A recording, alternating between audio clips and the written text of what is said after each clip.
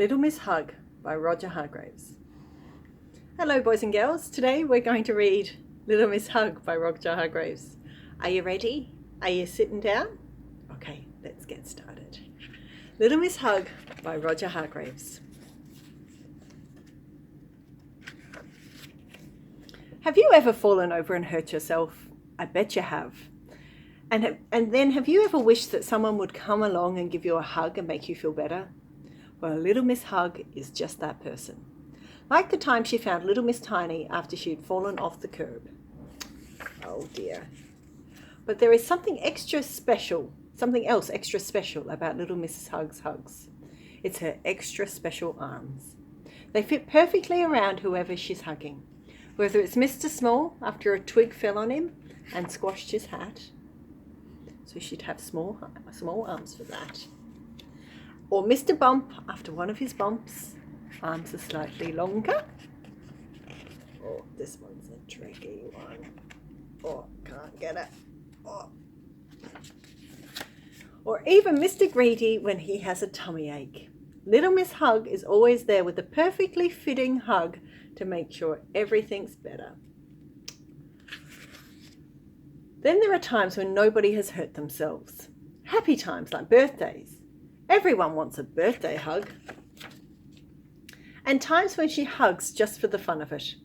Even the likes of Little Miss Bossy needs a hug once in a while. Cheers. So everyone needs a hug, or so Little Miss Hug thought.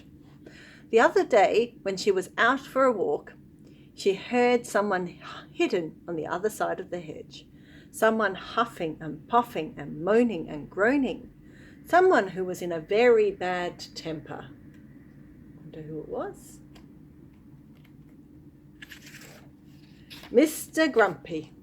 And why was Mr. Grumpy in such a bad mood? Because the sun was out. There really is no pleasing Mr. Grumpy. Quick as a flash, Little Miss Hug was round the hedge, stretched out her arms and hugged Mr. Grumpy. Or at least she tried to. But something happened that had never happened to Little Miss Hug before. Mr. Grumpy pushed her away. "Get off me!" shouted Mr. Grumpy. That's not very nice, is it? Little Miss Hug could not believe her ears. She could not believe her eyes. Nobody has ever refused one of her hugs. But everyone likes a hug, she cried. She was so confused, she hugged Mr. Grumpy again. "I know what you're trying to do," said Mr. Grumpy, "but it won't work. I'm grumpy, and I like being grumpy, and no amount of hugging will change that." Little Miss Hug didn't let go. Oh. "I said," began Mr. Grumpy, but then he stopped. Something was happening to Mr. Grumpy that had never happened to him before. He could feel a strange, warm feeling spreading out from deep inside him. Little Miss Hug hugged him tighter. And then the most extraordinary thing happened. Very slowly, Mr. Grumpy smiled. For the first time in his life, he was happy. Little Miss Hug let go of him. "I must say," said Little Miss Hug, "you have a lovely smile." And can you guess what Mr. Grumpy did next? He blushed. For the first time in his life, he blushed. There's Mr. Grumpy blushing. And then he hugged Little Miss Hug. For the first time in his life, he hugged someone. Although, as you can see, it was almost a hug, not a proper Little Miss Hug, what you might call